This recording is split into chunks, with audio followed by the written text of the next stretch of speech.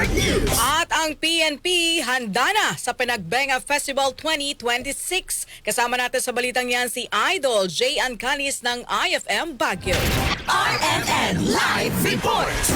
Isinagawa ng Police Regional Office Cordillera Administrative Region o PROCAR ang Panagbanga 2026 walkthrough meeting bilang paghahanda sa nalalapit na Panagbanga Festival 2026. Ito ay pinangunahan ni Police Colonel Ledon Monte, Deputy Regional Director for Operations ng PROCAR. Dumalo rin sa nasabing pagpupulong sina Police Colonel Arnold Razote, Chief ng Regional Operations Division ng PROCAR, at Police Colonel Ruel D. Tagal, City Director ng Baguio City Police Office. Kasama ang mga miyembro ng Baguio CPO Command Group, kanilang mga tauhan at mga kinatawan mula sa iba't ibang ahensya at volunteer groups. Sa pagpupulong ay nilahad ni Police Colonel Tagal ang mga plano sa seguridad at deployment para sa buong kalendaryo ng mga aktibidad ng Panagbanga 2026. Tinalakay rin ang crowd management, mga posibleng sitwasyon at mga koordinasyon ng lahat ng mga ahensya upang matiyak ang kaligtasan ng publiko. Hinikayat din nila ang publiko na maging mapagmatyag at sumunod sa mga ordinansa sa kaligtasan para sa isang ligtas at masayang pagdiriwang. Kasama mo mula dito sa 103.9 IFM Baguio, ito sa Idol J. Ancalis, Tatak RMN.